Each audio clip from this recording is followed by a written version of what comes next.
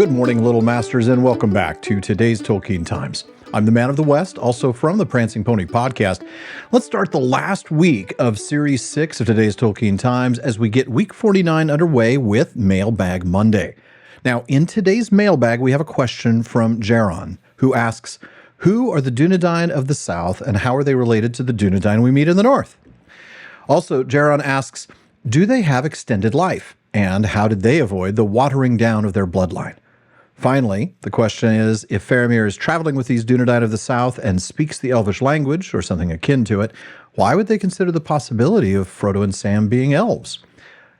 Well, in fairness, Jaron, that's 5 questions, so I may not get to all of them, but let's at least start by explaining who they are and how the two branches of the Dúnedain are related. Now, in Appendix F on the languages, we read in the section of men that after the overthrow of Morgoth, the men that aided the Eldar were given the island of Númenor. And there they became great and powerful, mariners of renown and lords of many ships. They were fair of face and tall, and the span of their lives was thrice that of the men of Middle-earth. These were the Númenorians, the kings of men, whom the elves called the Dúnedain. Now, Dúnedain is a Sindarin word, Dún meaning west, and Edain meaning men, though specifically only those 3 houses of men that fought alongside the elves. Now, you might also recognize the word's singular form, Dúnedain, man of the west. Now, after the downfall of Númenor, Elendil and his sons founded the realms in exile. Elendil himself ended up in the northern part of Middle-earth. He established the realm of Arnor. Isildur and Anarion, his sons, ended up much further south. They ended up going up the mouths of Anduin and founding the realm of Gondor.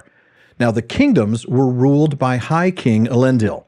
Then, after his death at the hands of Sauron, Isildur became the High King, ruling over both Gondor and Arnor. Now, according to the disaster of the Gladden Fields, after Sauron's fall, Isildur proclaimed his sovereign lordship over all the Dúnedain in the north and in the south. Now, a year later, he was going to head up to Arnor with a stop by Rivendell, where his wife and youngest son were, and he established Meneldil, the son of Isildur's younger brother Anarion, who had died during the siege, as king of Gondor. So when Isildur died, Meneldil simply continued on as the king of Gondor, and Isildur's only surviving son, Valandil, became the king of Arnor. So now you have 2 separate kingdoms. And now I'll go to Of the Rings of Power and the Third Age to give you a summary of what happened to those 2 kingdoms.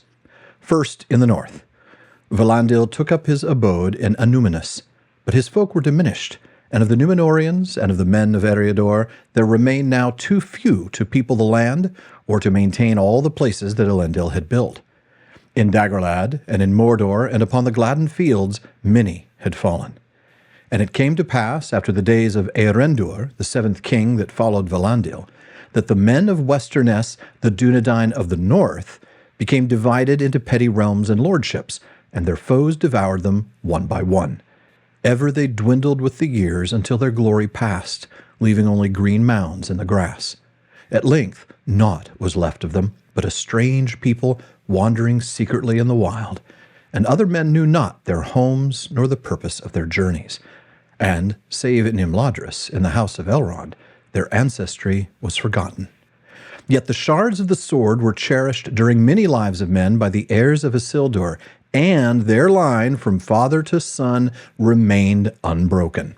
Now, those strange people wandering secretly in the wild, they're better known as the Rangers, of course, and it is Aragorn who rises from that unbroken line to restore the kingship, not just of the north, of Arnor, but of both realms.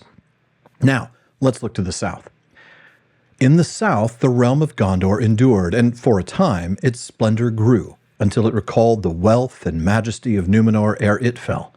High towers the people of Gondor built, and strong places, and havens of many ships, and the winged crown of the kings of men was held in awe by people of many lands and tongues. Yet, at the last, in the wearing of the swift years of Middle-earth, Gondor waned, and the line of Meneldil, son of Anarion, failed. For the blood of the Númenorians became much mingled with that of other men, and their power and wisdom was diminished, and their lifespan was shortened, and the watch upon Mordor slumbered. Now, there we get a hint on the 3rd and 4th questions. Do they also have an extended lifespan, and how did they avoid the watering down of their bloodline? Well, They didn't avoid the watering down of their bloodline.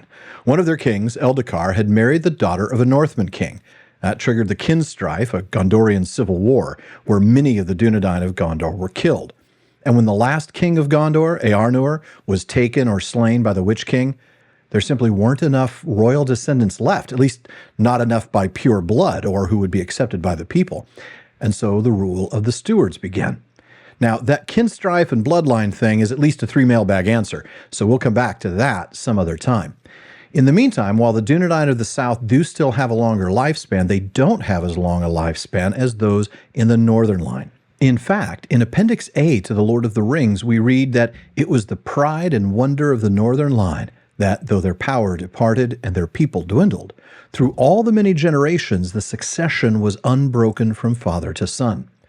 Also, though the length of the lives of the Dúnedain grew ever less in Middle-earth, after the ending of their kings, the waning was swifter in Gondor, and many of the chieftains of the north still lived to twice the age of men.